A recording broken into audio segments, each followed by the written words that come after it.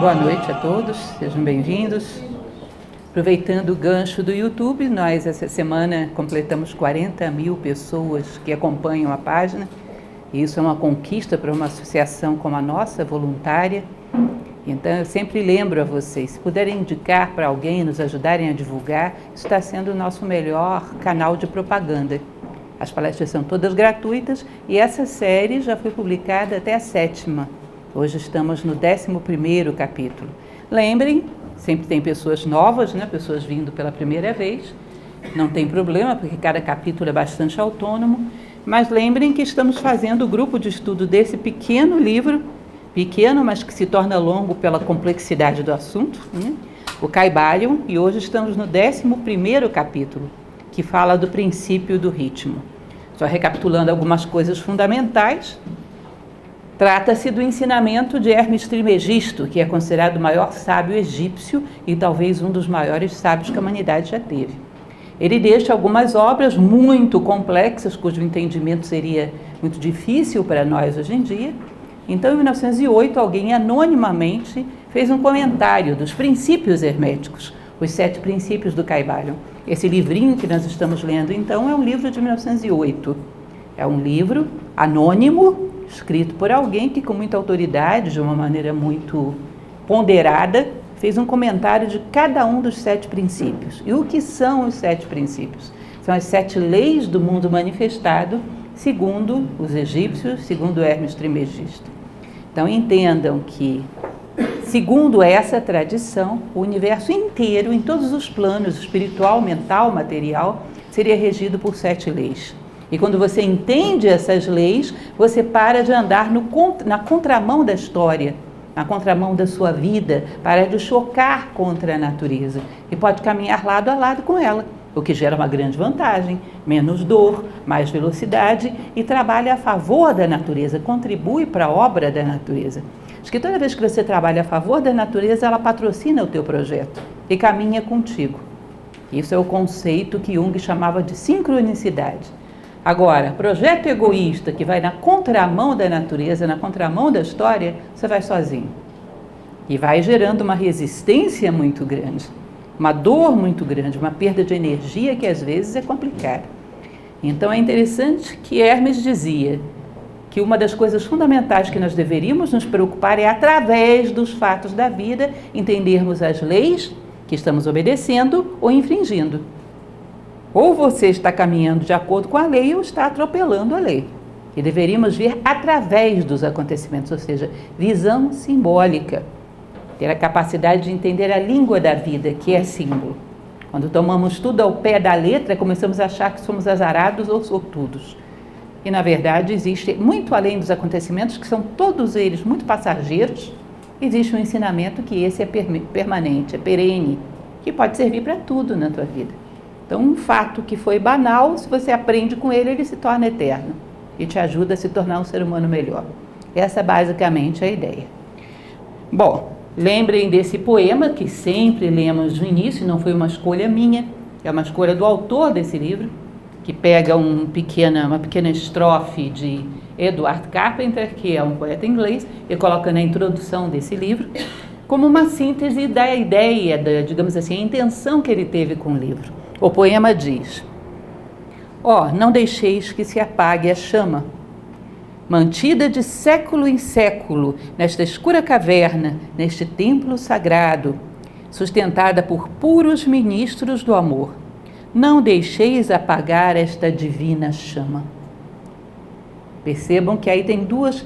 Eu gosto muito de trabalhar com técnicas de estudo com a ideia de síntese, porque síntese é uma das melhores coisas que tem para você aprender o significado mais profundo das coisas. A síntese desse trecho seria adquirir conhecimento e transmitir, como o papel humano fundamental. Adquirir conhecimentos para se tornar mais consciente da condição humana, mais humano, porque viemos ao mundo para isso, e transmitir esse conhecimento através do teu exemplo. Essa questão da síntese, gente, não é simplesmente fazer resumo, não. É saber pegar a ideia central de todas as coisas da vida, inclusive da vida como um todo. Eu nunca me esqueço uma ocasião que um determinado personagem público apareceu num programa de TV, tinha tido uma doença muito grave e se salvou, ficou totalmente curado. E alguém perguntou para essa pessoa: o que foi que você aprendeu dessa experiência? E honestamente eu me preparei para ouvir uma lição de vida sensacional, porque é uma experiência dura, né? E a pessoa disse: eu aprendi que tudo que aparecer para eu curtir, eu tenho que curtir. Não posso desperdiçar nenhum prazer. Eu falei: meu Deus, ele aprendeu isso de uma experiência tão grande, eu precisava. Isso dá para aprender com bem menos sofrimento. Então, na verdade, às vezes a vida nos dá mega lições e não tiramos nada. Ou tiramos isso. Da vida você só leva o que você curte. Ou seja, muito pouco. É como se fôssemos péssimos alunos daquele aprendizado que nos é oferecido todo dia. Então, esse verso está falando: mantenha a chama acesa. A chama da condição humana, que se baseia em valores, virtudes e sabedoria que você tem que conhecer, dominar, aplicar e dar exemplo. E isso é um ato de amor, porque isso pode ser transformador para a humanidade. Não tem outra coisa transformadora para a humanidade, senão ser humana. Não me venham com... Vocês estão todos muito jovens, não lembram mais daqueles programas de humor de 1900 antigamente? Tinha um personagem, se não me engano, do Chico Anísio, que ele dizia assim: não me venha com churumelas. Vocês lembram disso? Não me venha com churumelas, não tem nada para você fazer com o ser humano, a não ser humano. Qualquer outra coisa é conversa fiada, é enrolação, Rolando Lero, que também era do mesmo programa. Ou seja humano e tudo mais será dado por acréscimo. Seja humano e você transmitirá virtudes humanas. Mangueira transmite manga, macieira, maçã. Homens, seres humanos, humanidade. Portanto, se a gente fizer isso, tudo mais é dado por acréscimo. Então, conhecer a condição humana e dar exemplo dela seria a nossa função fundamental. E é o apelo que ele representa aí com a chama. Não deixa que se apague a chama. Imaginou se apaga a chama? Barbárie. Voltarmos para uma brutalidade onde temos que reconquistar um básico civilizatório. Depois de ter tido Egito, depois de ter tido Grécia, Índia, imaginem vocês voltar para a barbárie e ter que recapitular tudo isso do zero. Muito desperdício. Já fizemos coisas muito boas. Deveríamos partir daí para cima, sem entortar para lado nenhum para cima. É o que deveríamos fazer. Então, essa estrofe, que aliás é uma coisa curiosa que ele faça assim, porque várias civilizações, a Grécia é um bom exemplo, Homero começa as suas obras, Ilíada, Odisseia, fazendo uma invocação às musas, ou seja, com um poema, para dar uma inspiração de beleza. Ele começa dessa forma também. O livro já mostrei para vocês, esse é o título completo, Filosofia Hermética do Antigo Egito e da Grécia, e também da Idade Média. Hoje nós vamos mostrar, inclusive, um símbolo alquímico que é tipicamente hermético. Os alquimistas eram hermetistas, depois do Renascimento, Marcílio Fitino, Academia Florentina, Academia Platônica de Carede, todo esse pessoal era hermético, era estudioso dos conhecimentos de Hermes Trismegisto. Bom, aí no barato você já vai ter uns 4.000 anos de influência do conhecimento de um homem. Não devia ser qualquer pessoa, não deveria ser, porque 4.000 anos, vamos e venhamos, é muito tempo. Bom, hoje estamos então no capítulo 11. Relembrem, porque às vezes alguns vêm me perguntar: você está falando do princípio do ritmo, são 7 princípios. Aí você, no meio do princípio do ritmo, fala de polaridade, fala de vibração, fala o tempo todo de tudo, porque não tem como separar esses princípios. Eles estão todos entrelaçados dentro de nós. Então ele vai falar, vai explicar o ritmo, mas vai falar de polaridade o tempo todo. É assim mesmo. Aliás, daqui para frente piora. Porque todos os capítulos ele praticamente vai falar das 7 leis em cada capítulo. Já estamos quase acabando, né? Hoje é o 11, o livro tem apenas 15 capítulos. Então ele vai reiterando as ideias principais, que aliás, gente, nunca é demais lembrar, é o elemento fundamental de uma pedagogia bem-sucedida, reiterativa, eterno retorno ao mesmo ponto, sempre acrescentando um pouco mais. Como diz o professor Jorge Ângelo Livraga, que fundou Nova Acrópole, nós caminhamos com passos, todos eles muito parecidos, e vamos avançando assim. Então, reiteramos certos pontos. Então, hoje ele vai falar muito de outros princípios, sobretudo da polaridade, mas o capítulo, fundamentalmente, é sobre o ritmo. Lembrem que, entre aspas, é um texto original da tradição hermética. Fora de aspas, comentários atuais. Então, esse é o texto que trata do capítulo do ritmo. Tudo tem fluxo e refluxo. Tudo tem suas marés. Tudo sobe e desce. Tudo se manifesta por oscilações compensadas. A medida do movimento à direita é a medida do movimento à esquerda. O ritmo compensa. Basicamente, ele vai usar muito dentro do livro, e nós vamos acompanhar, vamos usar um pouco também, o pêndulo para explicar esse princípio do ritmo. Vai dar vários detalhes que acontecem matematicamente no movimento de um pêndulo, que também acontecem no movimento das tuas emoções, da tua mente. Ué, mas um pêndulo é uma coisa material. Olha, as leis do universo são as mesmas em todos os planos. Tem umas diferenciações para se aplicar ao plano, mas o princípio geral é o mesmo em todos os planos. Então, se você olhar um pouco para um pêndulo, girando para lá e para cá, você vai entender um pouco da tua oscilação emocional, da tua instabilidade mental, vai entender um pouco até das tuas dificuldades de convivência. Vai entender um pouquinho de tudo, num pêndulo oscilando para lá e para cá. Tem muito dos princípios gerais da vida aí. Bom, um elemento fundamental que poderíamos falar sobre essa frase é, ela volta ao princípio da vibração. Tudo está se mexendo, nada está parado. Você está no mundo manifestado, você tem movimento. Aí você pode dizer, e se eu ficar paradinho numa cadeira sem fazer nada? Está se movendo no plano mental e está influenciando pessoas. Está se movendo no plano emocional e está influenciando pessoas. E não é tão difícil assim constatar isso. Não precisamos ser, digamos assim, paranormais. Aliás, até ser normal hoje em dia está um pouco difícil, que dirá paranormal. Não é isso?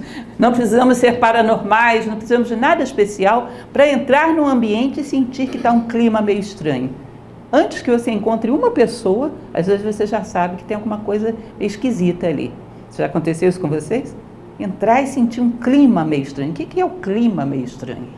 É aquilo que eles chamam de plano emocional, de plano astral, contaminado, às vezes de tristeza, às vezes de mau humor, às vezes aconteceu uma briga. Você sente isso, é pesado, paira no ar. Parece que as crianças pequenas sentem mais ainda. Aliás, quem estuda Feng Shui, as flores sentem. Um dos termômetros que se usava antigamente eram flores. Uma rosa é sensível, extremamente sensível às emoções no ambiente, sabiam? Cuida do mesmo jeito, em situações diferentes, no mesmo lugar. Você vai ver que ela vive tempos diferentes. Faz aquilo que eles chamam cientificamente de CNPT, condições normais de temperatura e pressão. Mesma temperatura ambiente, mesmo local, mesma incidência de sol, corta o cabinho na diagonal, coloca uma aspirina na água, vocês sabem disso? Estou dando umas dicas. Água gelada, faz tudo. Ela, sei lá, uma época vai viver, já chegou a acontecer de viver uma semana, 8 dias, às vezes um dia ela murcha. Você vai dizer, o que será que mudou? Elas são esponjas emocionais, as flores, e absorvem o astral de um ambiente. Esse nome que hoje se usa tão popularmente, astral, né? Que está associado às emoções que pairam no ambiente. Bom, só que as flores percebem, imagina a gente. Só que às vezes a gente não tem consciência que veio de fora, achamos que somos nós, mas percebemos do mesmo jeito. Então, nós influenciamos e somos influenciados ainda que o corpo esteja paradinho numa cadeira. Se vocês pararem para ver, por exemplo, uma palestra que eu já dei várias vezes na internet, vocês vão ver que ela não é exatamente igual em lugar nenhum. Não sou só eu, os palestrantes em geral são assim. Porque a gente acha que é um monólogo, mas não é um diálogo. Eu estou respondendo o que vocês estão mandando para mim. Cada um de vocês me dá informações, me dá um retorno e eu vou fluindo através delas. E por isso 2 aulas do mesmo assunto não são iguais. Porque existe um diálogo, ainda que silencioso. Nós somos perceptivos muito mais do que a gente pensa. Ou seja, ainda que você ache que está parado, não está. A única coisa a diferença possível você sabe para onde está indo, você escolheu ou não, e está sendo arrastado pelo coletivo. Ou você está no banco da frente dirigindo o veículo na direção que você escolheu, ou no banco de trás de olhos vendados, mas está indo para algum lugar. Parado você não está.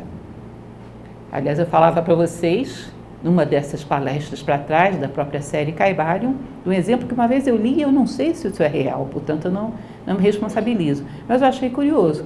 Era um médico falando da incidência de pessoas que às vezes faleciam pouco tempo depois de ter se aposentado, até 2 anos depois de aposentado. Aí ele resolveu fazer uma teoria meio maluca, mais uma vez, não sei se é verdadeira.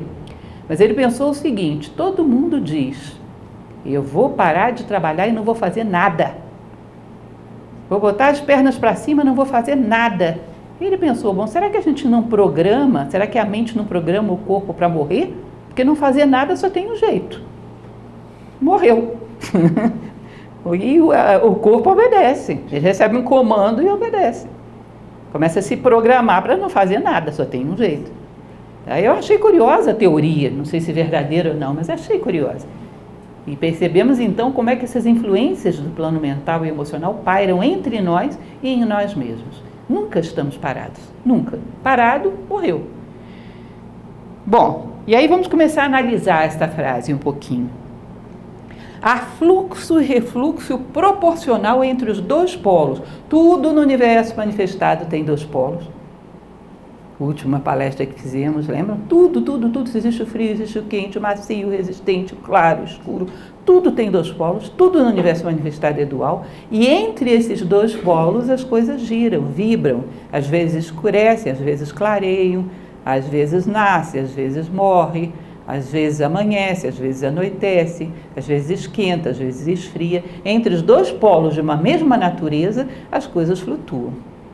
Só que eu falava para vocês que quando se trata de polaridades do plano físico, uma coisa não é melhor nem pior porque é quente ou fria, porque é macia ou resistente. No plano físico as coisas estão no mesmo nível. Mas quando se entra no plano mental e no plano espiritual, as polaridades são verticais. Tem uma que é melhor do que a outra para o homem. Por exemplo, a justiça e a injustiça são duas polaridades. Evidentemente, para a consciência humana, a justiça é melhor. Elas não estão no mesmo nível, elas estão na vertical. Aí começa a ser uma questão de optar por um polo superior. Aqui embaixo é uma alternativa do mesmo plano. Nos planos sutis, não. Vai se verticalizando. Vocês percebem que a pirâmide vai ficando mais estreitinha à medida que sobe? As coisas vão se verticalizando. Aqui embaixo está tudo no mesmo nível. Então ele vai falar que o fluxo e o refluxo proporcional entre dois polos é o que movimenta a natureza. Exatamente o que eu falava para vocês, o eterno retorno, manhã, tarde, noite, manhã de novo. Primavera, verão, outono, inverno, primavera de novo. Todo o universo gira assim. Para essa tradição, que embora seja uma tradição ocidental, mas faz parte das civilizações do mundo clássico, eles acreditavam na reencarnação. Então diziam que é infância, maturidade, velhice, morte, infância de novo. Eles diziam que o eterno retorno é uma espiral que se aplica no micro e no macro, em todas as coisas do universo manifestado. E isso seria o que eles chamam de eterno retorno. Ele vai falar uma coisa interessante, que existe um centro e existem as extrapolações. Imagine um centro, um ser absolutamente centrado, que ele se comporta de uma maneira absolutamente equilibrada. Cadê esse cidadão? Não sei, eu acho que não existe. Porque uma coisa que não fosse dual não manifestava mais. Tudo no mundo é dual. Tudo no mundo tem escuro e claro. Tudo no mundo tem macio e resistente, depende do ângulo em que você olha. É quente ou frio ao mesmo tempo. Então, uma coisa absolutamente quente, o que seria isso? Seria algo que não existiria nada mais quente do que ele? Não existe isso, sempre tem algo mais quente. O universo é todo dual, então para esse algo mais quente ele seria frio. Então ele é quente e frio ao mesmo tempo. Tudo no universo manifestado é dual. Agora, essa extrapolação do centro, existe uma margem administrável. Então, de vez em quando eu estou um pouco irritada, de vez em quando eu estou um pouco alegre, de vez em quando eu estou um pouco animada, de vez em quando eu estou um pouco desanimada. Você percebe que se você começa a extrapolar demais, vai ficando meio fora do controle? Estou muito triste, estou muito eufórica. Estou muito deprimida, estou muito colérica, vai começando a perder o contato com o centro. E entrando num nível, às vezes, patológico, uma ciclotimia, por exemplo. Maníaco-depressiva, é uma extrapolação muito exagerada. Então ele diz que essa extrapolação máxima, que o pêndulo ficaria praticamente reto, 90 graus, isso é muito raro, praticamente não acontece. Mas tem pequenas extrapolações que vão aumentando e chega a ser patológico. Eu sei que é um detalhe difícil e delicado de comentar, mas é uma coisa que a sociedade incentiva muito as extrapolações. E às vezes uma coisa que estava dentro do socialmente aceitável pode passar desse limite muito facilmente. Então, o que era uma simples mania de perseguição, daqui a pouco pode ser um sintoma psicótico, porque a sociedade não coloca limites para essas extrapolações. Aliás, não sei se vocês já perceberam uma curiosidade interessante em relação a isso. Se você chega e diz, eu sou tão preguiçosa, todo mundo ri, acha normal. Agora, se você diz, eu sou uma pessoa tão esforçada, obedeço o meu horário todo dia, acordo no mesmo horário. Vocês percebem que as pessoas vão dizer, mas como você é metida, hein? Coisa chata, como é que você fala uma coisa dessas? Vocês percebem que os defeitos são socialmente muito bem aceitos e até incentivados? A vida é isso mesmo, curte. Você só leva o que você curte. Dorme mais, é assim mesmo. Para que compromisso? Esse negócio de compromisso é escravidão. Acorda a hora que você quiser. O tempo passa rápido, curte a vida. Isso é socialmente aceito e até incentivado. Agora, diga que você é pontual. Nossa, você não sabe viver, hein? Que careta que você é.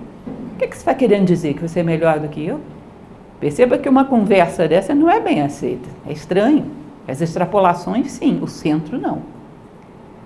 Então, ele vai falar que uma extrapolação muito extrema seria um monstrinho, né? Muito eufórico ou muito colérico, muito deprimido. Mas, quanto mais uma civilização decai, mais essas extrapolações vão ficando mais animadinhas, né? Chegam longe do centro. E ao chegar longe do centro, chegam longe também da condição humana. Ele vai voltar bastante a esse assunto e ainda vai falar. Mas percebam que isso aqui também ele vai abordar adiante. Se o pêndulo foi 5 centímetros para o lado de lá, quando ele voltar para o lado de cá, vai 5 centímetros ou algo muito próximo disso. Né? 4,9. Aí volta para o outro lado, 4,8. Ele vai assim. Então, a psicologia da novela da Rede Globo, que eu já falei para vocês, é um negócio sério, porque na verdade o mundo não é dessa forma. Mas é como a gente vê o mundo e isso é refletido pelos nossos produtos, entre aspas, culturais. Então a novela da Rede Globo não tem matiz psicológico nenhum, ou o cara é um carrasco ou é um santinho. E se ele é carrasco, ele vai eternamente, per homine século seculorum, carrasco. Se ele é santinho até não sei quando. Não tem matiz psicológico naqueles personagens. É como a gente vê a vida, a gente acha que as coisas são assim rígidas. Não é, um ser humano é um ser em construção e são todos duais. Todos eles são duais. Lembra que eu comentava com vocês de Machado de Assis? Essa altura do campeonato, estamos quase fechando o ciclo, eu já dei quase todos os exemplos, então estou ficando sem graça, né? Machado de Assis, ele falava muito de um autor português, que na época estava muito na moda, que era essa de Queiroz. Ele dizia, os personagens desse cidadão não são humanos. Esse primo Basílio é ruim que dói. A Luizinha é idiota que dói. Ela não tem nenhum matiz de outra coisa que não seja idiotice. No primo Basílio, por exemplo. Ele diz, os seres humanos não são assim. Às vezes eles são idiotas, às vezes não são. Às vezes são aproveitadores, às vezes não são. Um ser humano não é desse jeito. Ele criou uma coisa artificial. E olha isso, o ápice da fama de Eça de Queiroz. Ele dizia, não existem esses personagens. Hoje a crítica literária já vê que os personagens de Eça de Queiroz têm uns matizes meio pobres mesmo. Mas na época não, era moda, ninguém via. E ele via. Eu acho tão bonito isso, um ser humano que é capaz de pensar por si mesmo, independente da moda. Eu acho isso muito bonito, vocês não acham? Eu estou olhando. Não, mas todo mundo acha. Fica quieto com todo mundo. Eu estou olhando, deixa eu ver o que eu acho. Deixa eu ver os meus princípios, os meus valores e aplicar isso e olhar como se estivesse vendo isso sem nada, sem nenhum preconceito, como se estivesse vendo de maneira absolutamente limpa e vendo o que eu acho. Porque aí é um pensamento meu. E falavam, alguns falavam, Machado de Assis falava isso numa crônica de jornal, não tinha medo. Que as pessoas dissessem, você é um retrógrado. Tá bom, mas que ele não presta, não presta. Ele levou mais de 100 anos para chegar à conclusão que não prestava realmente muito. Mas ele já via. Eu acho isso muito interessante. Então, continuando, dentro do princípio do ritmo, essa é a imagem que eu falei para vocês, não é exclusivamente medieval e alquímica, porque até a América pré-colombiana tem uma coisa parecida, mas é o Ouroboros, que é a serpente que come a própria cauda, é o símbolo do eterno retorno do universo, desses ciclos que se repetem, como se o universo estivesse oscilando, espírito, matéria, céu, terra, oscilando entre valores diferentes. Então você teve uma espiritualidade fanática na Idade Média, aí vai para o materialismo fanático na Idade Moderna e Contemporânea. Cuidado, porque pode ser que volte para lá de novo. Tem que ter um bom cuidado, porque pode ser, pêndulo é pêndulo. Não, isso não acontece nunca mais, diz isso para o pêndulo. Ele foi totalmente para o outro lado, você diz, nunca mais você vai para aquele lado de lá. Olha que ele vai. Se não tem uma consciência e uma vontade dominando, é capaz de ir. Isso não sou eu que estou dizendo, quem está dizendo é a matemática. Não tem muito jeito de evitar. Então, Há ciclos no universo, o universo tem seus ciclos de expansão, até a ciência fala disso, né? Big Inflation, que agora já não é mais Big Bang, é Big Inflation, provavelmente depois vai ter uma contração. Inflar e contrair, eles estão vendo que horas vai acontecer isso, mas é provável que aconteça. A expansão do universo a partir do Big Bang, né? Que não é como eles pensavam, uma explosão, pum, ele vai inflando e provavelmente depois vai contraindo. Então o universo tem ciclos, os sistemas solares, a gente sabe que um dia o sistema solar vai morrer, então tem ciclos também, e essa matéria deve ser aproveitada no universo para alguma coisa. Na história, e a história está cheia de ciclos, é um eterno retorno, sobe para a espiritualidade, vai para o materialismo, sobe para a espiritualidade, desce para o materialismo, não encontra um meio termo nunca para conciliar essas duas coisas. Na nossa história pessoal, cheia de ciclos, volta aos mesmos pontos 1000 vezes, e também na mente humana. E ele vai chamar isso de expiração e inspiração de Brahman. Você vai dizer, mas esse negócio é egípcio, Brahman é indiano. Sim, mas ele cita um monte de coisa, não sou só eu que cito um monte de coisa, não. Aí o próprio autor do livro, ele faz uma referência à Índia. Brahman, esse grande ser que se manifesta e vive um ciclo, a vida do universo, os indianos chamam de um ciclo de vida de Brahman. E os pequenos ciclos são a expiração e a inspiração dele. A expiração e a inspiração. Ou seja, tem a vida de Brahman como um todo, quando ele morre o universo se recolhe, mas tem também os dias e noites, que são os pequenos ciclos. Então diz que o universo no macro saiu do zero, foi para o 1, depois vai voltar para o 1, vai voltar para o zero, a década. Né? Shum manifesta, Shum recolhe. Ou seja, o universo também é cíclico. Eu falava para vocês que isso é muito parecido com as sístoles e diástoles de um coração, o pulsar do coração do cosmos.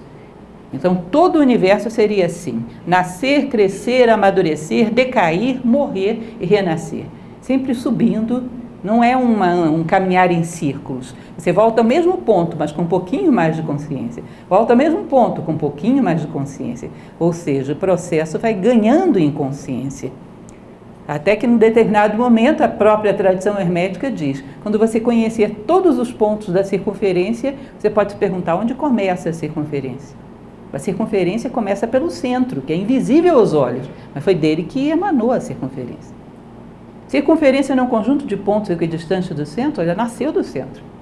Então, um dia você vai tomar o centro, que é a própria espiritualidade, a própria essência. Mas, enquanto isso, vai ficar girando. E tomara que faça uma espiral, porque tem muitas vezes que a gente fica andando em círculos. Passa por uma experiência e não aprende nada. Passa de novo e não aprende nada. Passa de novo e não aprende nada. Isso não é espiral, isso é andar em círculos. O que faz a espiral é aprender, é o aprendizado. Dúvidas, gente? Não esqueçam que isso é grupo de leitura. Vocês podem perguntar. Acho que eu ainda não consegui fazer vocês assimilarem muito bem essa ideia, de que pode perguntar em grupo de leitura. Continuando, lá vamos nós de novo no pêndulo, não é? Há como escapar das oscilações mentais, que é aquilo que ele chama de transmutação. Então, lembrem, o triângulo, a pirâmide, aqui embaixo, as dualidades estão todas no mesmo nível, macio, resistente, pequeno, grande, calor, frio, mas à medida que você vai subindo para o plano mental e para o plano espiritual, as polaridades são verticais. Então, a honestidade superior à desonestidade, a bondade superior à maldade. À medida que você vai querendo crescer como ser humano, você pode escolher fixar o pêndulo naquela posição superior e não descer mais. Isso ele chama de transmutação, ou princípio da neutralização. Você pode chegar para um defeito e dizer, isso nunca mais. E se você tiver vontade suficiente para isso, que não é fácil, se você tiver vontade suficiente, você fixa num ponto e não decai mais para o inferior. Aquela experiência está assimilada.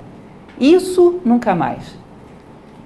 Existe uma reflexão que uma vez eu fiz para mim mesma e que me ajudou muito. Porque a gente comete tantas vezes o mesmo erro, que a gente diz, não vou crescer nunca. Isso é uma conversa fiada. Não vou superar isso nunca. Aí você pensa nos grandes homens da história, que se diz que um dia foram pequenos homens. Sei lá, homens mesmo, grandes filósofos, um Platão, que se diz que era uma pessoa muito virtuosa. Não teve um dia que foi a última vez para ele? Algum dia ele deve ter jogado a toalha e dito, nunca mais vou ser egoísta. E não foi mesmo. Algum dia, de tanto insistir, lutar, a gente vai continuar, vai conseguir, jogar a toalha pela última vez. Se alguém conseguiu, nós também podemos.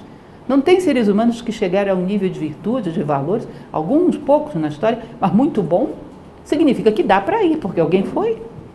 É como alguém no alto de uma montanha dizendo, vem que dá, é difícil. Mas se alguém chegou, dá. Um dia vai ter a última vez. Um dia você vai chegar e dizer, não faço mais, e não faz mesmo. Mas para isso tem que tentar. Lembram lá que diziam da lâmpada lá do Benjamin Franklin? Nossa, você cometeu 1000 erros. Não, eu cometi um acerto com 999 tentativas. Lembram disso? É assim mesmo. Um dia vai ter a vez que você vai jogar a toalha, que você vai vencer. Mas as tentativas fazem parte da dinâmica da vida, de sermos vitoriosos sobre nós mesmos, que é uma vitória que se faz com muito esforço, com muita luta. Então se diz que é possível transmutar. Não sofrerei mais por esta razão.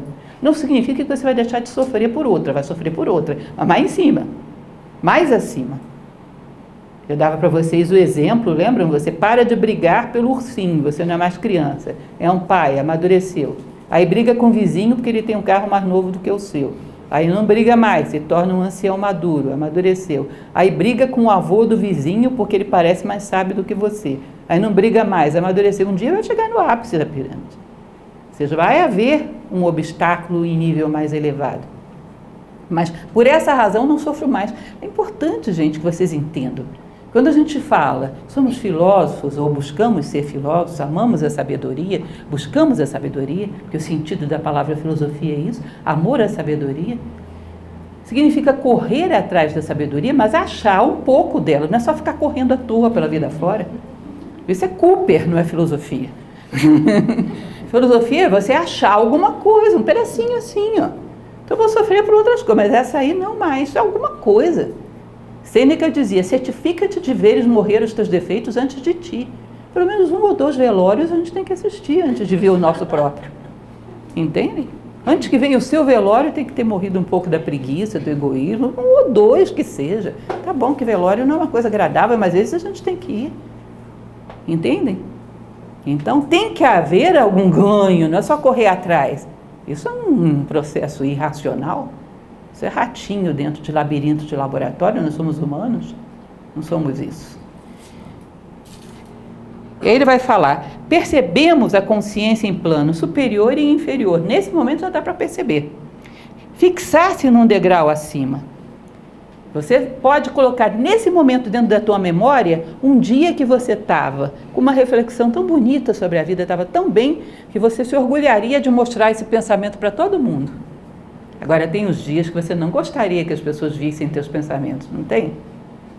Tem dias que você adoraria ter um cérebro de cristal, todo mundo vendo o que você está pensando. Tem outros, bloqueia bem, que eu não tenho coragem de ninguém ver isso, tenho pudor. E é bom que tenha, né? Um sinal de dignidade. Então, você tem 2 pontos de consciência. Agora, o que não dá para a gente saber, porque não temos muito essa prática, é que você pode optar por um dos 2 e fixar a consciência ali e dizer, eu sou isso, por definição. E não aceitar mentalmente que se estabeleça mais aquele patamar. Essa ideia, que é muito, parece um negócio absurdo, mas é assim mesmo. Uma folha de papel, uma caneta Bic, em silêncio e tranquilidade, você escreve lá, o que sou eu, ou quem sou eu? Bota umas 10 virtudes, umas 10 formas de se comportar, pronto, você construiu você, agora seja fiel a isso. Nós somos uma construção da vontade, por definição. Então eu sou uma pessoa altruísta, quando vier egoísmo, de quem é esse egoísmo? Alguém perdeu um egoísmo, não é meu. E eu não vou me identificar com isso. Para cima. Diz que é uma questão de treino, isso é musculatura mental, musculatura espiritual. Se você treina, consegue. O pensamento vem e corta. Eu sou uma pessoa, está aqui na minha folhinha de papel, tem esse assunto na minha folhinha? Não tem, então isso não sou eu. Tem mesquinhez na minha folhinha mesmo? Mesquinhez? Não tem mesquinhez, então isso não sou eu. Está fora da lista. Você já viram aquelas pessoas um pouco, não digo que pão duras, controladas, que fazem a lista do supermercado e não compram nada dentro do mercado além daquilo que está na lista? Já viram? Eu tenho um colega que é assim. Pode estar faltando desesperadoramente uma coisa em casa. Se não está na lista, não compro, senão eu viro consumista. Então, é um pouco parecido com o que a gente faz. Eu sou essas virtudes, eu me defini assim. Isso é aquilo que eu quero ter como identidade. Está fora da lista, eu não admito, corto o mais rápido que eu posso. vai vir, eu corto imediatamente, não me identifico, isso não é meu. Se foi um ato de distração, entrou alguma coisa que eu não tenho controle, eu não sou isso. E vai fixando a tua identidade lá em cima. Isso é uma meta, vocês vão dizer, é uma coisa distante. Olha, as metas têm que ser distantes mesmo, porque senão não nos estimulam a crescer. Diz que a gente deveria ter metas nas estrelas. Porque se for verdade a reencarnação, se a gente voltar aqui, elas ainda estão lá e a gente continua caminhando. Nunca vamos deixar de caminhar. Isso para as tradições reencarnacionistas era uma necessidade. Lembrem daquilo que eu falava para vocês. Quem gosta do Sol, quem não gosta do Sol, a distância dos dois é a mesma. Mas quem gosta do Sol abre as janelas e o Sol já o atinge onde ele está.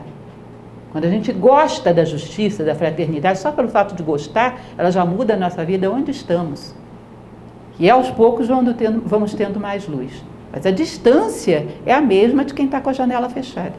Mas é importante nos colocarmos em contato com metas elevadas e querermos chegar lá. Ainda que distante, elas já mudam a nossa vida agora. Você já não é mais qualquer pessoa, é uma pessoa que quer chegar à justiça. E não quer oscilar, quer ficar só lá na justiça. Eu quero chegar à fraternidade, não quero oscilar, quero ficar só lá na fraternidade. Ou seja, chega de descer esse pêndulo, não vai descer mais. Aí sabe o que acontece, segundo eles dizem, quando você fixa aqui, o pêndulo começa a oscilar de novo, porque não termina nunca essa lei. Só que ele vai oscilar para um polo mais em cima. Ele começa a oscilar para cima, aí você já vai ter que fixar para cima. Mas essa é outra história, a seguir cenas dos próximos capítulos. Nesse momento, se conseguirmos pegar essa polaridade que a gente tem, escolher o melhor e fixar aí, uma que seja, já vale uma vida. Então ele diz, a lei não vai deixar de existir, é que nem o cidadão que pula a onda na praia. Não digo que vocês nunca brincaram disso, de ficar pulando onda no ano novo. A onda não deixou de existir lá embaixo, mas eu fiquei acima, ela passou por baixo. Aliás, eu nasci numa cidade de praia, e eu acho curioso isso, porque no ano novo a gente pulava 7 ondas. De onde será que veio esse costume? Vocês nunca pularam 7 ondas no ano novo? Porque segundo a tradição indiana, segundo várias tradições, são exatamente 7 níveis que o homem tem que ascender a sua consciência. E no ano novo a gente vai lá e pula 7 ondas. Para quê? Não sei quem inventou isso, mas algum sentido deve ter. Tá? Então, a onda continua existindo lá embaixo, você não anula a lei, ela simplesmente deixa de te atingir, porque você se colocou num patamar mais elevado. Ou seja, esse nível de injustiça não me pega mais, mas vai pegar quem esteja nesse nível. Quem esteja nesse degrau vai ser pego. Eu simplesmente passei para um degrau mais elevado. E porque eu subi, eu posso mostrar que isso é possível. Eu posso provar que isso é possível. Olhem que lindinho. Princípio da neutralização. Firmeza no degrau mental superior já conquistado. Firmeza no degrau que você já conquistou, não duvidar de si mesmo. Eu achei esse cidadão tão firme no degrau em que ele está. Toda a barriguinha, cabeça, ninguém tira ele daí de jeito nenhum, está muito firme. Entendam o que é essa questão. Isso é uma das aplicações da vontade. Eu fiz recentemente uma palestra sobre isso, inclusive. Vontade, que é o maior poder que o homem tem. Acho que vontade, no nosso nível, sabe como é que ela funciona? Uma receita simples, que nem receita de bolo. Decisão no plano mental e perseverança e constância aqui no plano físico. No plano mental eu digo, eu sou. E no plano físico, todo dia brigo para continuar sendo. Perseverança e constância, não esqueça. Quando você quer deter uma pessoa, você tem 2 chances. Ou você vai lá no corpo físico e segura ela para ela perder o ritmo, atrapalha ela perdeu o ritmo, vai atrapalhar um pouquinho, mas amanhã ela retoma. Ou você vai lá no plano mental e coloca uma dúvida na decisão dela. Será mesmo que vale a pena você ser? Já parou para pensar se não tem coisa melhor do que ser justo? Ninguém é. Se fosse bom, todo mundo era. Se ele disser, será? Eu derrubei ele. Abriu uma fresta por onde ele vai perder tudo. Entendem? Não pode ter dúvida, então, lá em cima. Eu sou uma pessoa justa. Mas aqui embaixo, de vez em quando, eu dou umas escorregadas. Mas amanhã eu vou escorregar menos. Perseverança e constância, lutando, lutando, lutando. Mas lá em cima não oscila. Não tem dúvidas sobre aquilo que eu sou. E aqui embaixo estou lutando para que isso sempre se reflita na minha vida. Para tirar as nuvens do meio do caminho. Isso é uma manifestação da vontade. Então está muito bem fixado, sem margem a dúvidas, no degrau em que você está. Como esse rapazinho, tão confortável no degrau em que ele está. Ele diz no livro, isso ele diz em 1908, eu não sei se ele tinha esperança que isso mudasse, mas mudou para pior. e hoje realmente isso é um fenômeno impressionante, que a maioria da humanidade tem um domínio próprio insignificante, é um joguete na mão das circunstâncias. Deixa eu ver o que todo mundo está fazendo, e não é um processo consciente, uma coisa que penetra inconscientemente, porque dá uma trabalheira danada você construir um princípio no plano mental, você pensar a sua vida. Então deixa eu ver o que todo mundo está pensando aí, eu já compro um pacote pronto e só rodo. A raiz da preguiça está no plano mental, gente. É muito mais fácil você varrer todo o chão da sua casa num dia quente do que você ter um conceito firme sobre alguma coisa da vida. É melhor ver o que todo mundo está pensando no jornal de hoje e embarcar. Eu achei muito interessante, esse final de semana eu estava numa feira, aqui em Brasília, uma feira de artesanato, e eu passei por uma barraquinha de uma peça em particular que tinha um conteúdo simbólico muito interessante. Me interessei por ela, mas como boa pechinchadora eu não vou comprar agora, eu vou passar de fininho, vou dar uma olhada, vou dar uma volta e volto aqui. Eu achei interessante porque ninguém estava nem olhando para aquilo, era uma coisa que estava jogada lá num cantinho. Eu acho muito interessante você às vezes entrar numa feira ou numa loja de decoração, ter 500 objetos que podem ser até bonitos, mas nenhum deles significa nada, não tem nenhum simbolismo. Eu acho que isso é tão vazio. Para quê? Para combinar com tapete? É bonito as coisas quando tem uma ideia, né? Que te relaciona com alguma coisa de um plano superior. E essa peça em particular tinha. Aí depois de dar umas voltinhas, eu voltei lá e peguei a peça. O fato de eu ter pego e me interessado fez com que umas 3 pessoas se interessassem por aquela peça. Nossa, só tem essa? Você vai levar mesmo? Simplesmente porque uma pessoa optou, pensou, escolheu, agora é mais fácil eu embarcar. Eu tenho que comprar alguma coisa, já que ela escolheu, deve ser bom. Eu achei isso um fenômeno tão curioso, eu fiquei olhando, ninguém queria aquilo, mas uma vez que eu escolhi, todo mundo queria aquilo. Alguém já escolheu, para que eu vou me dar esse trabalho? Eu tenho que comprar alguma coisa, está escolhido. Não é interessante? É um detalhe, é uma coisa simples, mas eu pensei, gente, realmente fazer escolhas, decidir o que você quer e fundamentar por que você quer, dá uma trabalheira danada. Pensar a vida, ter discernimento, dá uma trabalheira danada. Deixa eu ver o que todo mundo está pensando e vamos na onda. Muito mais fácil. Então essa bolinha de bilhar que está aí, se você for na direção errada, é culpa do taco. Empurraram na direção errada. Foi não sei quem que me influenciou. Eu contava uma vez para vocês uma história, que eu estava na fila e tinha 2 cidadãos na minha frente, 2 cidadãos já de uma certa idade, e eles contavam a vida deles um para o outro. Ah, eu queria estudar tal coisa, mas o meu pai não deixou. Eu queria ter desenvolvido tal projeto, mas aí o meu chefe não queria.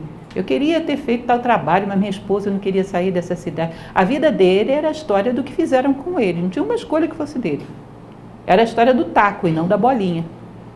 Ou seja, o homem como fruto das circunstâncias, não porque isso seja determinístico, mas porque ele se deixou ser. Ele se entregou. Pode falar. Essa linha de jogo, isso. Tem muitos estudos sobre isso. Inclusive, dentro de mercado de capitais, você já vê coisa mais irracional do que mercado futuro? A coisa sobe e desce de valor porque todo mundo acha, não tem nada concreto, não tem nada material, é pó. É palpitômetro e dá dinheiro ou tira dinheiro. Dentro da estatística existem vários estudos nesse sentido.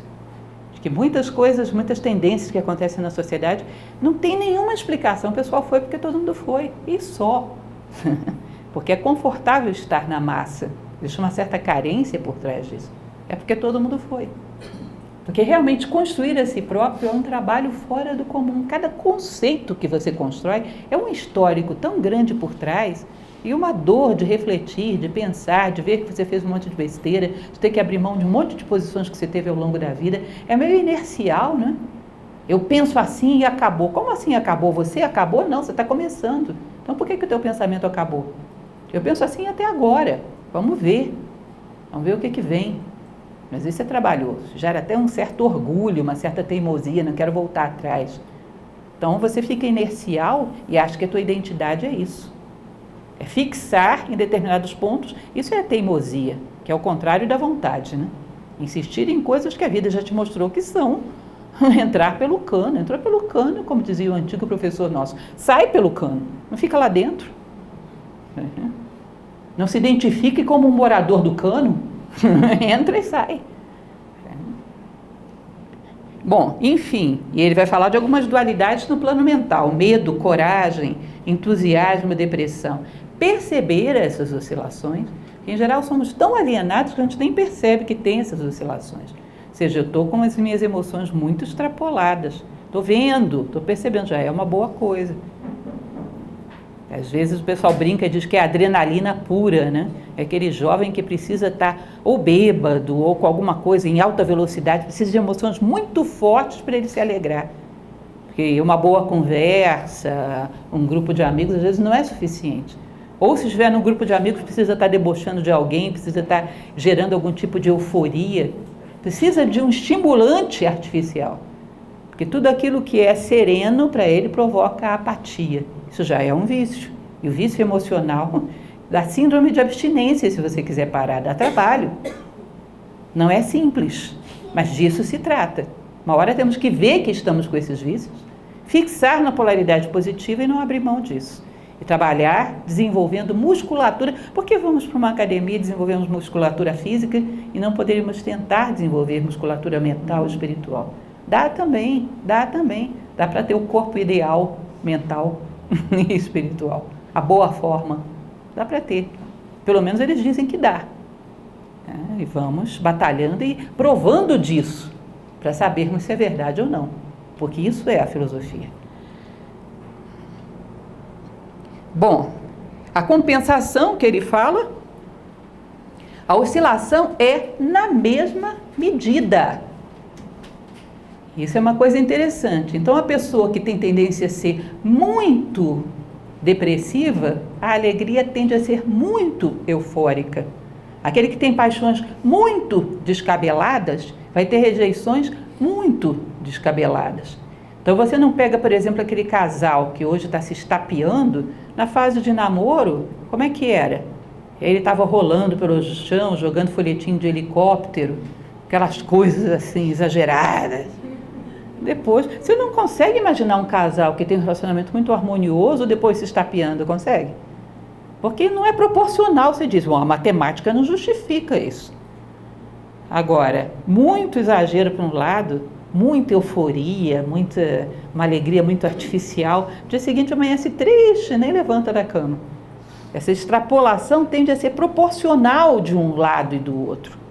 Por isso que vocês vão ver que os estoicos, que era uma escola de filosofia greco-romana, eles diziam que o ideal para o homem era um sereno contentamento, sem excessos, que não variasse tanto, porque essa variação tem um preço. Um sereno contentamento. No Tibete também, alguns mestres tibetanos, eles falavam uma coisa muito dura, que esses excessos todos gastam energia, vida, que é subtraída lá do final. Cada vez que você deixa o pêndulo ir para excessos, você gastou energia, vida, é como se você gastasse gasolina dirigindo mal. Gastou demais, vai faltar lá no final, vai ter que encher o tanque antes. Está gastando energia, vida, e diz que isso realmente encurta a vida. Esse é um bom argumento, né? Pela serenidade. Gasta energia em vão, inutilmente. Ele vai dizer que geralmente o sofrimento é causa e o gozo é efeito. Estamos dentro de uma teoria que é reencarnacionista, lembrem que eu não estou colocando isso como verdade absoluta para vocês, mas estamos falando de Egito e eles pensavam dessa forma. Então diz que normalmente a alegria, o gozo, a euforia é a consequência, a causa normalmente é a polaridade do sofrimento. Mas às vezes dentro da maneira como desfrutamos o nosso prazer, como desfrutamos a nossa alegria, já estamos gerando causas para o sofrimento futuro. Ali dentro já tem causas para o sofrimento que vem depois. A maneira como você desfruta do prazer, por exemplo. Quando é cheio de excessos, quando é com menosprezo pelo amor próprio do outro, quando é com muito orgulho, ali dentro já tem as sementes do sofrimento futuro. Existe uma máxima, gente, moral, que é inexorável em todas as tradições antigas que vocês procurarem. Que nunca o teu prazer dependa da dor alheia. Nunca. Então, quando de alguma maneira o nosso prazer depende de expor, humilhar, ofender alguém, dentro do prazer já tem o germe da dor futura. Você não cancela o mecanismo de causa e efeito. Aliás, causa e efeito é o próximo capítulo que vamos ver, né? Na semana que vem. Então, lembrem, é proporcional para um lado e para o outro, a pendularidade. E o prazer é consequência, mas, como ele vai dizer aqui no final, já dentro do prazer existem os germens da dor futura.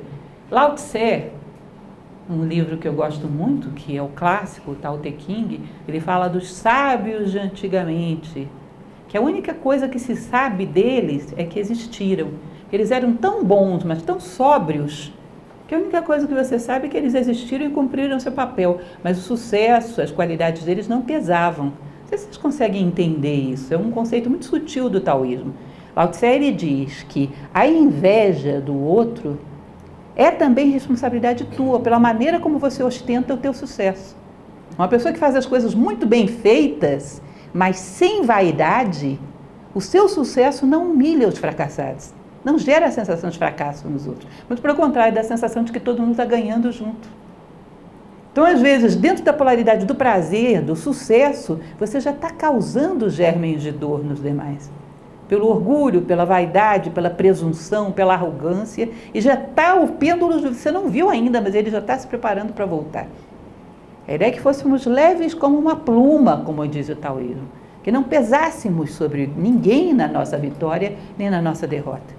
Uma meta difícil, mas é isso que deveria ser. Alguém que, ao ser vitorioso, a sua vitória não humilha ninguém, nem dá a ninguém a sensação de que ele foi fracassado. Vocês conseguem imaginar isso? Os sábios de antigamente, a gente não consegue lembrar de outra coisa deles, senão que existiram. E devem ter sido bons, porque a sociedade funcionava bem, mas a gente não ouvia falar nada deles, estavam lá fazendo as coisas deles. Aí ele diz, aqueles seus sucessores, que já não eram tão bons, eram muito elogiados. Não é interessante isso? Os seus sucessores, que já eram orgulhosos, presunçosos, esses já eram elogiados. Mas os sábios mesmo, ninguém sabe nada deles. As coisas saíam tudo direitinhas e a gente não sabia nem que eles existiam.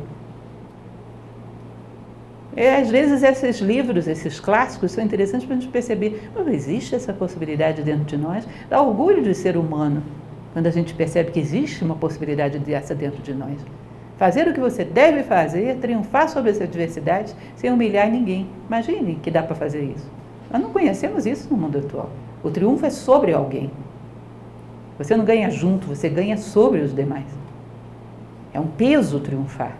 Alguém sempre perde, sempre tem um preço. Bom, então esse princípio da neutralização, que é um subprincípio dentro do ritmo, diz que todo crescimento vem do aprendizado, eu vejo a polaridade que está dentro de mim, e da vontade, fixo aqui em cima, eu sou isso. De vez em quando aqui embaixo vou dar umas escorregadas, mas não abro mão da minha definição de mim mesmo, e perseverança e constância. Compensação, como tudo é dual, paga-se o preço pelo que se tem e pelo que carecemos. Então, às vezes as coisas que consideramos boas têm um preço pela maneira, como eu falei para vocês, que vivemos o prazer, que vivemos o êxito. E às vezes tendo as coisas que consideramos como más, tem um ganho grande de aprendizado que estamos tendo. Então elas não são totalmente más, nem são totalmente boas do outro lado. Aliás, é uma curiosidade interessante.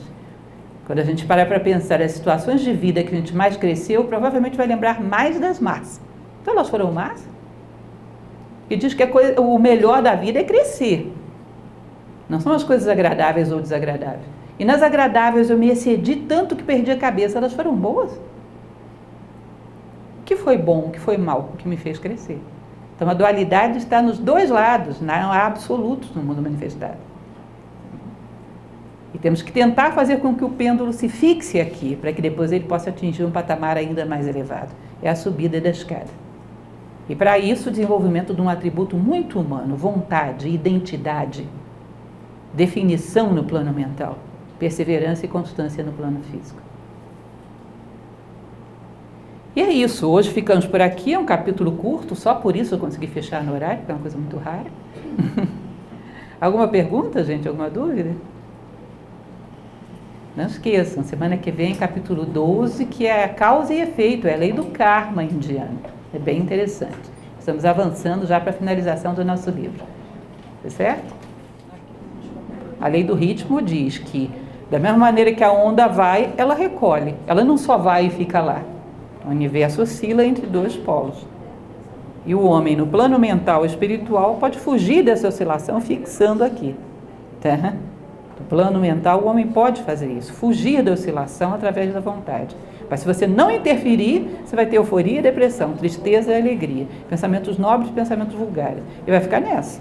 Se você não colocar vontade, você vai ficar oscilando entre duas coisas. E não vai ser nada. Vai ser duas coisas e todos os pontos entre essas duas coisas. Ou seja, um monte de coisa e nada. Não vai ter identidade. Entende? O princípio do ritmo fala da oscilação entre dois polos. E a falta de definição quando isso se aplica à psique humana. Tá?